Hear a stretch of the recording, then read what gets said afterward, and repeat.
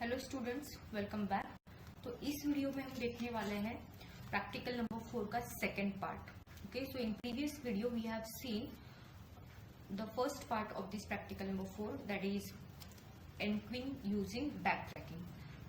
In this video I am going to tell you how to implement NQueen problem, okay, using branch and bound technique. Okay, तो आपको question combinedly भी पूछा जा सकता है कि NQueen प्रॉब्लम को इम्प्लीमेंट करो using back tracking as well as branch and bound, या फिर आपको प्रैक्टिकल में अलग अलग भी पूछ सकते हैं. ओके, तो यहाँ पे हमने चूज किया है NQueen प्रॉब्लम क्योंकि हमारे पास दो ऑप्शंस थे, graph colouring problem and NQueen. तो उसमें से हमने चूज किया है NQueen प्रॉब्लम. और in previous video I have explain how to implement NQueen problem using back tracking. Okay, and this is the next version of that particular practical, that is branch and bound technique. Okay, so सबसे पहले समझ लेते हैं कि branch and bound technique exactly है क्या. तो जैसे कि हमें पता है कि NQueen प्रॉब्लम हम दो तरीके से, दो टेक्निक्स को यूज करके इम्प्लीमेंट कर सकते हैं. तो सिमिलरली बैक ट्रैकिंग में हम क्या करते हैं, क्वीन को रिप्लेस करते हैं. ओके, क्वीन की पोजीशन क्या करते हैं, चेंज करते हैं, उसको दूसरे कॉलम में प्लेस करके ट्राई करते हैं कि वहां पे कुछ अटैक हो रहा है या नहीं. In short they are finding safe place for that queen. But branch and bound क्या है, it is an optimized technique. Okay, और we can call it as an optimized version of your backtracking. Okay, it is an optimized version of backtracking क्योंकि यहाँ पे क्या है, speed increase हुआ है, मतलब फास्टली हम क्वीन को प्लेस कर सकते हैं. Okay, so branch and bound is an optimization technique used to efficiently solve problems like the NQueen problem. Okay, so in the context of NQueen problem, it helps reduce the number of unnecessary recursive calls by eliminating infeasible solution early. Okay, तो यहाँ पे जो भी unnecessary recursive calls होते हैं backtracking technique में, तो ये reduce करने का ट्राई करता है. Okay, it helps us to reduce those recursive calls. Okay, और वो क्या करता है, जो इनफिजिबल सोल्यूशन है उसको पहले ही क्या करता है, इलिमिनेट करता है. और इसी को टेक्निकली क्या बोलते हैं, बाउंडिंग. ओके, अगर मुझे पहले से ही पता है कि यहाँ पे अगर मैं क्वीन प्लेस करती हूँ तो मुझे कोई भी सोल्यूशन नहीं मिलने वाला है, तो पहले ही उसे प्लेस करने के पहले मैं उस सोल्यूशन को, उस ब्रांच को क्या करूंगी, इलिमिनेट करूंगी. Okay, while exploring the possible placements of queen is nothing but the branching. Okay, bounding तो हमने कर लिया, तो ब्रांचिंग में क्या करना है, आपको एक्सप्लोर करने हैं possible placements of the queens. तो क्या है NQueen प्रॉब्लम, ऑलरेडी हम देख चुके हैं. वापस एक बार देखते हैं कि यहाँ पे n क्वींस दिए जाते हैं और उनको हमें n by n chess board पे प्लेस करना होता है, राइट. और हमें इस तरीके से प्लेस करना है ताकि no two queens attack each other. Okay, और वो कब अटैक करते हैं, जब वो सेम रो, सेम कॉलम और डायगोनल शेयर करते हैं. Okay, so in this way हमें ये खबरदारी रखनी है कि सेम रो में या फिर सेम कॉलम में या फिर डायगोनली वो क्वींस एक दूसरे से नहीं मैच होने चाहिए. ओके, तो एग्जैक्टली ब्रांच बाउंड टेक्निक क्या करता है, it avoids the placing a queen in a position that are already known to be unsafe due to previously placed queens. तो एक क्वीन हमने प्लेस कर ली है, तो उसकी वजह से जो भी प्लेसेस अनसेफ हुए हैं, तो वहां पे हम क्या नहीं करेंगे, हम वहां पे ट्राई ही नहीं करेंगे. ओके, पहले से हमें पता होता है कि डायगोनल अगर है, मतलब क्वीन के डायगोनल पोजीशन पे जो भी क्वीन या भी जो भी सेल है, वहां पे अगर मैं क्वीन प्लेस करूंगी, ऑब्वियसली वो क्या करेगा, अनसेफ लोकेशन मध्ये बताएगा, अनसेफ सेल है ये बताएगा. या फिर सेम कॉलम में अगर मैं प्लेस करती हूँ तो ये अनसेफ मुझे बताएगा. तो पहले से मुझे क्या करना है, वो सारे लोकेशंस को अवॉइड करना है, राइट. तो let's start with actual branching and bound. So what is branching here, placing a queen in a row and then move to the next row recursively. इसको टेक्निकली हमने बोला है ब्रांचिंग. ब्रांचिंग मतलब क्या, placing one queen in a row and then move to the next row recursively means what, जब तक आपके queen's खत्म नहीं हो जाते आपको प्लेस करना है. Okay, that is nothing but the branching. Now what is bounding. So bounding is what, before placing a queen, check is this column free, is this main diagonal मतलब upper left to bottom right. Okay, for example इस तरीके से कुछ आपका chess board अगर है, okay, तो upper left मतलब यहाँ से, okay, ये वाला जो आपका डायगोनल है, तो ये है upper left to bottom right. Okay, अगर यहाँ पे कहाँ पे अगर क्वीन है पहले से, फॉर एग्जाम्पल ये क्वीन मैंने यहाँ पे प्लेस की है और I am checking for this, okay. तो मुझे पता चल रहा है कि यहाँ पे प्रीवियस लोकेशन पे, डायगोनल लोकेशन पे क्वीन ऑलरेडी प्रेजेंट है। अगर ये लोकेशन फ्री होता या फिर ये लोकेशन फ्री होता तो हम प्लेस कर पाते। Again same is this anti diagonal, anti diagonal means ये वाला पार्ट, ओके। सो आप याद रख सकते हो, ये फॉरवर्ड स्लैश, ये backward slash, okay. So forward slash मतलब main diagonal and backward slash मतलब आपका क्या है, एंटी डायगोनल, ओके। तो आप चेक करोगे, अगर वो एंटी डायगोनल लोकेशन फ्री है तो आप वहां पे प्लेस करोगे, अगर नहीं है फ्री तो आप वहां पे प्लेस नहीं करोगे, ओके। और ये तीनों भी अगर फ्री है, ओके, कॉलम भी फ्री है, मेन डायगोनल भी फ्री है, एंटी डायगोनल भी फ्री है, तो ऑल आर फ्री है, तो place queen and mark them as use. तो प्लेस करना है आपको क्वीन को और उसके मार्क करना है as a placed, okay. Otherwise क्या करना है, हमें prune this branch, don't continue down this path. तो अगर हमें पता चल रहा है कि ये वाला लोकेशन अगर क्या है ऑक्यूपाइड है, तो ऑब्वियसली ये वाला लोकेशन अनसेफ ही रहेगा, ओके। सो इस तरीके से हमें एडवांस में पता चलेगा, तो हम ऑलरेडी प्रूनिंग करेंगे, okay. Before placing the queen we are pruning that branch. Pruning मतलब कटिंग ऑफ, ओके। सो अभी पता चला कि करना क्या है। ब्रांचिंग मतलब नेक्स्ट रो पे, पहले रो पे प्लेस करो, उसके बाद रो को इंक्रीमेंट करो और उसके बाद रिकर्सिवली आप वो कॉल करो। बाउंडिंग मतलब क्या, प्लेस करने से पहले वो कॉलम फ्री है कि नहीं चेक करो, मेन डायगोनल फ्री है कि नहीं चेक करो, एंटी डायगोनल फ्री है कि नहीं चेक करो। अगर तीनों फ्री है तो you can successfully place the queen. ये हमें समझ में आया, लेकिन ये diagonal and anti diagonal values find out कैसे करना है, कैसे हमें एडवांस में ही पता होना चाहिए। तो यहाँ पे कुछ नंबर्स यहाँ पे असाइन होते हैं, तो ये नंबर्स, हर एक सेल का नंबर हमें पता होना चाहिए। अगर वो नंबर आता है, we are going to place any queen, okay, and उसकी डायगोनल में फॉर एग्जांपल यहाँ पे 4 नंबर है, तो अगर यहाँ पे 4 है और वो इंडेक्स अगर क्या है, फॉल्स है, अगर हम बूलियन की बात करें, ट्रू है मतलब वहाँ पे क्वीन प्लेस है, अगर ये फॉल्स है मतलब यहाँ पे ये लोकेशन क्या है, फ्री है, ओके। तो हमें ये एडवांस में पता करना है, तो उसके लिए हमें क्या करना होगा, okay. That is the main logic behind this branch and bound. ये बहुत इजी प्रोग्राम है, बहुत छोटा भी प्रोग्राम है। अगर आप अच्छे से समझ लेते तो आप एग्जाम में इसे प्रॉपरली इंप्लीमेंट कर सकते हैं, ठीक है। So finding main diagonal and anti diagonal is our motive for this particular practical.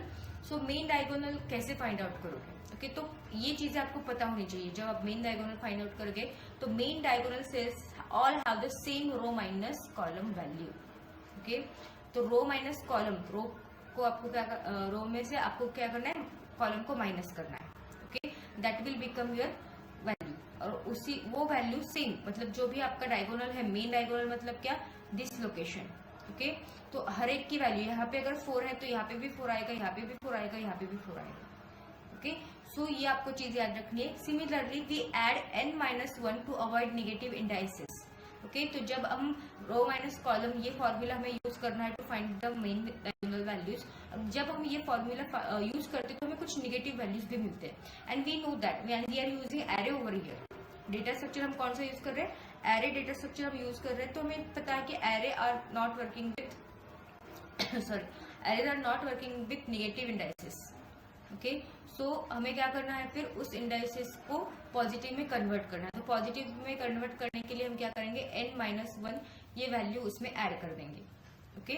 तो एक पॉजिटिव वैल्यू यहाँ पे जनरेट हो जाएगी। तो फॉर्मूला क्या रहेगा फिर, for finding the main diagonal values, row minus column plus n-1, this will be the formula. n-1 हमने बस इसलिए ऐड किया है क्योंकि हमें इससे कुछ नेगेटिव इंडाइसेस मिल रहे थे, और we know that arrays are not working with negative indices. Just to make them a positive value, we are adding n-1.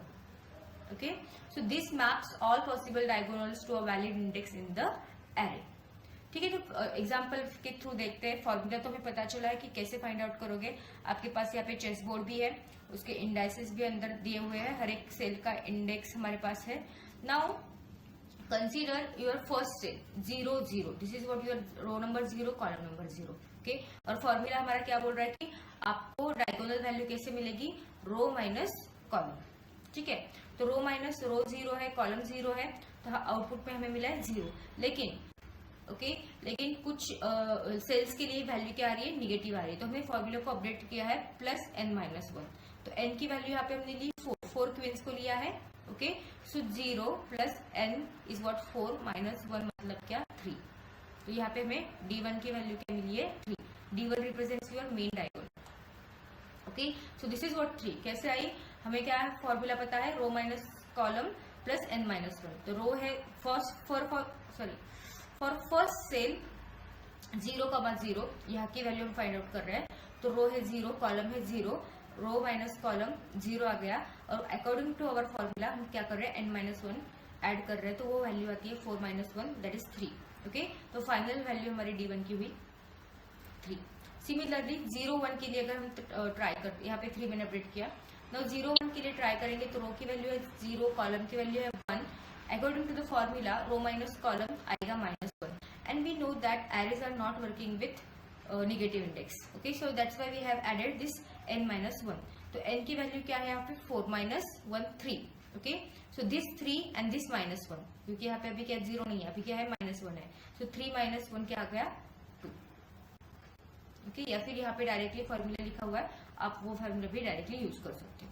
Similarly 1 0 यहाँ पे आ गया हमारा 2, तो उसको मैंने अपडेट किया 2। अभी 0 2 का यहाँ पे अगर हमें फाइंड आउट करना है, ओके 0 2 का, तो 0 देन यहाँ पे 2 रहेगा, देन -2 आंसर आएगा। सो -2 प्लस 3 यहाँ पे आएगा 1, मतलब यहाँ पे क्या आएगा 1। सिमिलरली 0 3 अगर है 0 3 0 3 then -3, so again -3 plus 3 will become 0, तो यहाँ पे आएगा 0। और जैसे कि मैंने बोला कि यहाँ पे अगर 3 तो यहाँ पे भी वैल्यू 3 ही आनी चाहिए। तो लेट्स चेक 1 1 के लिए। सो 1 1 में क्या हो जाएगा, रो की वैल्यू है 1, कॉलम की वैल्यू है 1, then row minus column is what 0। Okay, so 1 minus 1, लेकिन प्लस हमें ऐड क्या कर रहा है n minus 1 that is 3। Okay, so find out will be 3। तो यस, डायगोनल वैल्यू सेम आ रही है। अगेन 2 2 के लिए ट्राई करते हैं। 2 2 के लिए again 2 minus 2 again 0 plus 3 that is 3। Similarly इसके लिए भी 3 ही आएगा अगर आप चेक करोगे तो। नाउ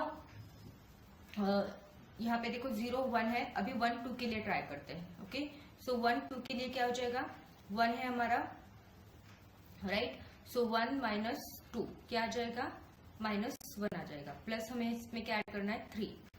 ओके, सो 3 माइनस 1 क्या आया 2। तो अगेन यहाँ पे मुझे क्या लिखना है 2 लिखना है। सिमिलरली अगर ये भी आप सॉल्व करोगे तो इसकी भी वैल्यू क्या आ जाएगी 2 आ जाएगी। ओके, और सिमिलरली 0 0 1 है तो डायगोनल है, तो इसकी भी वैल्यू क्या आएगी 1 आएगी। ठीक है, नाउ फोकस ऑन दिस 1 0। 1 0 पे क्या होगा 1 0, 1 माइनस 0 1 आ गया है। ओके, प्लस आप क्या कर रहे हो n माइनस 1 को ऐड कर रहे हो। ओके, 1 प्लस n माइनस 1 मतलब 3। Okay, that is what your 4 value. So यहाँ पे आ जाएगी 4 वैल्यू। ओके, यहाँ पे 4 है तो ऑटोमेटिकली यहाँ पे भी क्या आ जाएगी 4 4। ओके, अगेन 2 0 के लिए निकालते हैं। सो 2 0 अगर है तो 2 0 2 आ गया प्लस 3 5। ओके, तो अगेन यहाँ पे हम क्या करेंगे 5 ऐड करेंगे। नाउ 3 0 के लिए आपको क्या करना है फाइंड आउट करना है 3 माइनस 0 3 एंड n माइनस मतलब 3 मतलब 6। ओके, यहाँ पे ऑलरेडी निकाल चुके हम वैल्यू, तो आ जाएगी 6 वैल्यू। तो इस तरीके से हमें क्या मिला है एडवांस में डायगोनल्स की वैल्यू। अभी ये मेन डायगोनल्स है। Okay, left diagonals, left to right bottom, so left to bottom right diagonal. So इस तरीके से हमें वैल्यूज एडवांस में मिल चुके हैं।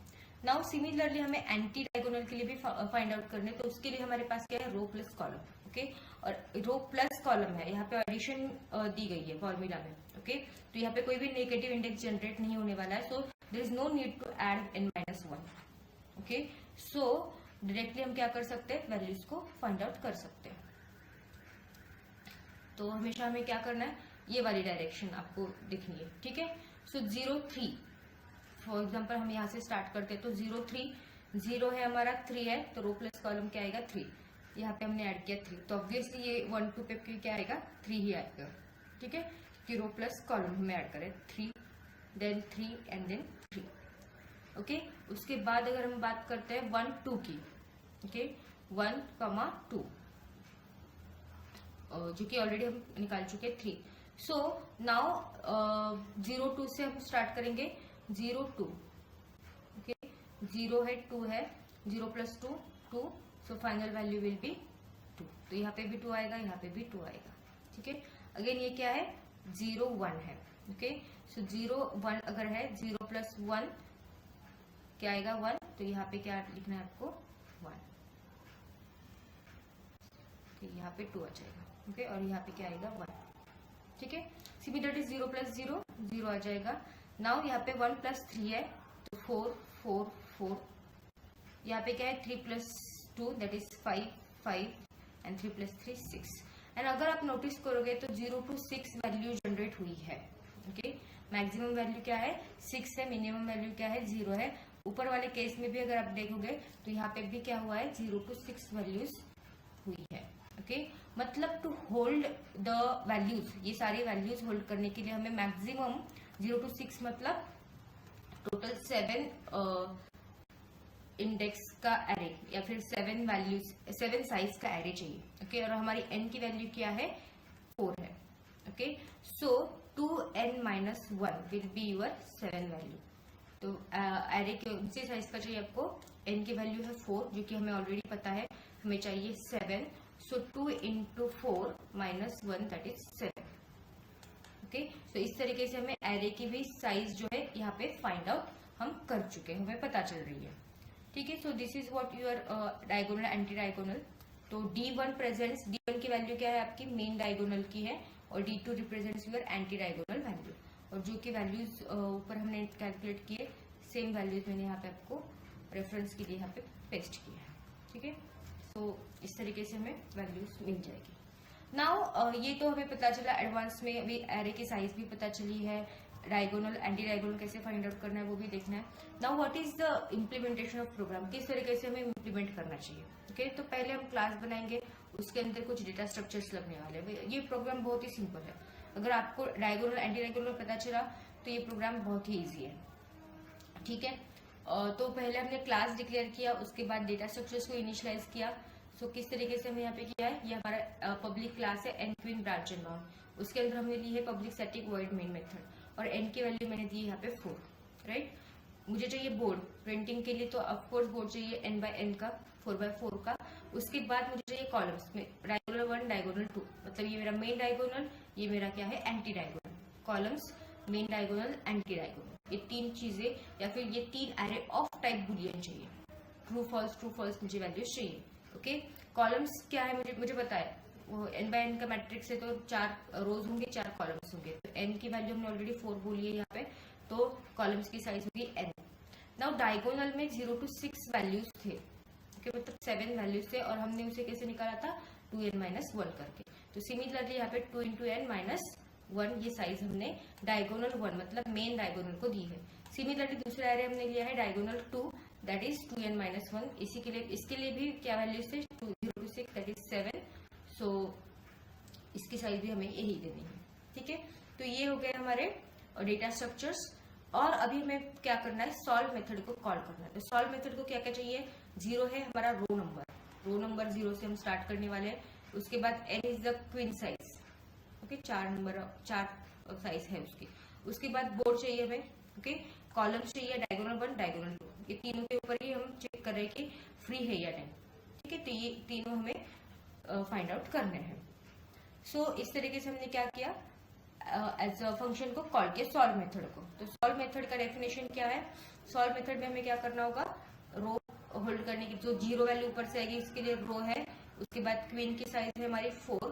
बोर्ड है Boolean columns, Boolean diagonal and Boolean diagonal 2. ये मेन डायगोनल, ये एंटी डायगोनल. ठीक है. तो इस तरीके से हमने जनरेट किया. तो फर्स्ट हम चेक करेंगे रो की साइज इक्वल टू n है क्या. जब रो इक्वल टू 4 हो जाएगा तब हमें फाइनली सॉल्यूशन को प्रिंट करना है. ओके. अब अगर नहीं है तो क्या करना है आपको? उस रो में से हर एक कॉलम, फॉर एग्जाम्पल ये अगर रो 0 है तो again 0th column, first column, second column and third column को एक्सप्लोर करना है. ओके. और उसमें हम क्या करेंगे? डायगोनल मतलब main diagonal and anti diagonal की वैल्यूज को फाइंड आउट करेंगे. और हमें पता है फॉर्मूला से कि किस तरीके से हमें मैन्युअली हमने ऊपर किया है. ओके, सेम फॉर्मूला हमारे लिए काम कर रहा है, इसलिए मेन डायगोनल के लिए row minus column plus n minus one, जो कि ऊपर हमने निकाला, एंड एंटी डायगोनल के लिए रो प्लस कॉलम। ये दो फॉर्मूले हमें पता है, सो d1 d2 की वैल्यूज, इंटीजर वैल्यूज हमें मिल जाएगी। नाउ इंपॉर्टेंट लॉजिक जो है वो यहाँ पे है, ठीक है, इफ में। तो इफ क्या बोल रहा है, कॉलम्स कॉल, तो कॉलम्स क्या है, एक एरे है, ओके, और उस पे फॉर एग्जाम्पल कॉलम हमारा क्या है, 0 है, और हम क्या बोल रहे हैं, उस एरे का 0th इंडेक्स अगर फॉल्स, क्या है, फॉल्स है, ओके, एंड डायगोनल वन दूसरा एरे, ये है कॉलम एरे बुलियन टाइप का, ये है डायगोनल एरे, उसका भी जो क्या है, d1 की जो भी वैल्यू हमें यहाँ पे फाइंड आउट हुई है, रो क्या है हमारा 0 है, कॉलम भी 0 है, प्लस n माइनस वन मतलब 3, तो यहाँ पे डायगोनल का अगर 0 1 2 एंड 3, ओके, यहाँ का जो वैल्यू है जो फॉल्स है, ओके। नेक्स्ट डायगोनल 2, तीसरा एरे हमारा डायगोनल 2 मतलब d2 की वैल्यू क्या है, रो प्लस कॉलम, 0 प्लस 0 0, ओके, तो उसका जो भी 0 होगा, ओके, वो अगर फॉल्स है, तो ये तीनों कंडीशन अगर सेटिस्फाई हो रही है तो हमें क्या करना है, कॉलम में उस पर्टिकुलर सेल में क्वीन को प्लेस करना है। और हम क्वीन कैसे प्लेस करते हैं, इनिशियलाइज करते हैं 1 से, ठीक है, और उसके बाद उन्हीं लोकेशंस को d1 को d2 को क्या करेंगे, ट्रू सेट करेंगे। अभी प्रीवियसली फॉल्स थे क्योंकि इनिशियलाइज करते वक्त वो फॉल्स हो जाता है, इनको ट्रू करेंगे, ओके, ये क्या हो जाएंगे, ट्रू हो जाएंगे, तो हमारी क्वीन जो है सक्सेसफुली प्लेस हुई है। एंड सिमिलरली रो का इंक्रीज करके, अब ये रो 0 में हुआ था सब, ओके, तो रो को इंक्रीमेंट करके वापस सॉल्व को कॉल करेंगे, ठीक है। नाउ अगर हमें सोल्यूशन नहीं मिल रहा है तो वापस वहां पे क्या करेंगे, 0 बैकट्रैकिंग के लिए आपको क्या करना होगा, वापस रो कॉलम के लिए 0 इनिशियलाइज करना है, and same d1 d2 and column को करना है फॉल्स करना है, okay. So in this way आपका पूरा लूप वर्क होगा, और आपके क्वींस जो है जहाँ पे 1 है वहाँ पे क्यू आपको प्रिंट करना है, एंड जहाँ पे नहीं है वहाँ पे आपको डॉट प्रिंट करना है, okay, like this. So final जो सॉल्यूशन होगा वो आपको फाइनली प्रिंट करना है, तो प्रिंट करने के लिए हमें लूप की जरूरत होगी, and we know that this is truly array, so 2 for loops लगेंगे। इसके अंदर हमने लिखा है बोर्ड ऑफ ij, 0 0 पे अगर 1 है तो क्यू प्रेस करो, अदरवाइज डॉट प्रेस करो, ओके। सो ये लूप, इससे हम क्या कर सकते हैं, फाइनल हमारा जो भी आउटपुट है वो क्या करेंगे, प्रिंट करेंगे, okay. So this is very easy program, अगर आप अच्छे से प्रैक्टिस करते हो, आपको अगर डायगोनल एंटी डायगोनल के फॉर्मूलाज अगर अच्छे से पता हो तो you can easily implement this program in your exam. और ओरल में अगर आप ओरल की बात करोगे तो ओरल में वो आपको पूछेंगे what is branch and bound technique, what is the difference between branch and bound and back tracking, okay, what is N-queen problem, N-queen problem is CSP problem, so what is CSP। तो इस तरीके से कुछ questions आपको इस practical के ऊपर पूछे जाएंगे, ओके। सो बैक ट्रैकिंग का भी वीडियो ऑलरेडी अपलोड किया हुआ है, so if you want to check that video you can go to the playlist and you can watch this, and if you want to download these notes so you can go to the stockstudymaterial.com and you can download from there. Thank you for watching.